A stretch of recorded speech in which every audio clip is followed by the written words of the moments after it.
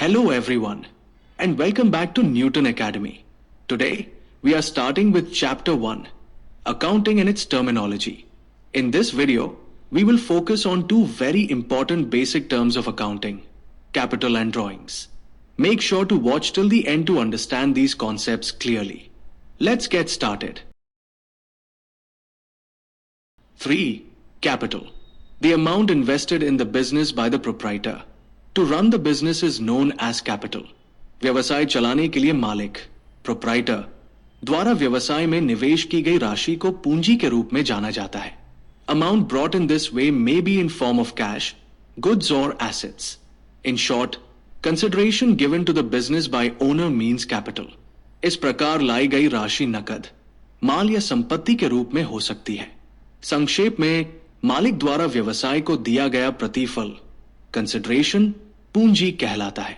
As the proprietor is the giver, the amount will be credited to the capital account of proprietor. चूंकि मालिक देने वाला है, इसलिए राशि को मालिक के पूंजी खाते, capital account, में क्रेडिट किया जाएगा. On the profit or loss, right of the proprietor is there and therefore, if profit is there, capital increases and if loss incurred, capital decreases. लाभ या हानि पर मालिक का अधिकार होता है और इसलिए यदि लाभ होता है तो पूंजी बढ़ती है और यदि हानि होती है तो पूंजी घटती है.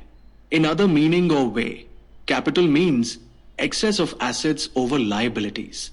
दूसरे अर्थ या तरीके से पूंजी का अर्थ है देनदारियों, लायबिलिटीज पर संपत्तियों, एसेट्स का आधिक्य. Capital is equal to assets minus liabilities. पूंजी इज इक्वल टू संपत्तियां, देनदारियां. Capital is equal to assets minus liabilities. Capital is identified on basis of nature of business, which is as follows.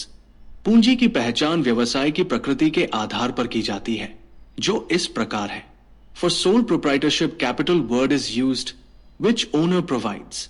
Sole proprietorship के लिए capital शब्द का प्रयोग किया जाता है, जिसे मालिक प्रदान करता है. For partnership, partners capital word is used, which partners provide. साझेदारी, partnership के लिए साझेदारों की पूंजी शब्द का प्रयोग किया जाता है, जिसे साझेदार प्रदान करते हैं. For company, share capital word is used, which is provided by share holders. Company के लिए शेयर पूंजी शब्द का प्रयोग किया जाता है, जिसे शेयर धारकों द्वारा प्रदान किया जाता है. 4. Drawings. If the owner of the business has taken away any amount of cash, goods, assets or services for personal use, the amount so withdrawn is known as drawings. यदि व्यवसाय का मालिक अपने निजी उपयोग के लिए नकद, माल, संपत्ति या सेवाओं की कोई भी राशि ले जाता है, तो इस प्रकार निकाली गई राशि को ड्राइंग्स के रूप में जाना जाता है. Drawing account will be open to record the different transactions of the drawings which take place during the accounting year. लेखांकन वर्ष, accounting year, के दौरान होने वाले ड्राइंग के विभिन्न लेन देन को रिकॉर्ड करने के लिए ड्राइंग अकाउंट खोला जाएगा. Drawing account is personal account in nature. Drawing account प्रकृति में व्यक्तिगत खाता, पर्सनल अकाउंट होता है. Capital will be reduced by the amount of drawings.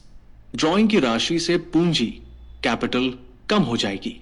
Eight the end of the accounting year, drawing account is transferred to capital account. That means amount of drawing is deducted from the capital amount.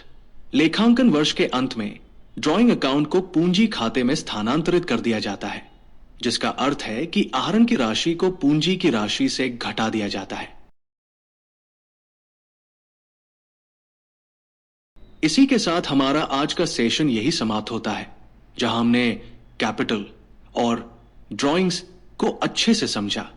मुझे उम्मीद है कि आपको ये दोनों बुनियादी शब्द पूरी तरह से क्लियर हो गए होंगे. अगर आपको यह वीडियो मददगार लगा हो तो इसे लाइक करें, अपने दोस्तों के साथ शेयर करें और आगे के चैप्टर्स के लिए न्यूटन एकेडमी को सब्सक्राइब करना न भूलें. वीडियो देखने के लिए धन्यवाद. मिलते हैं अगले वीडियो में.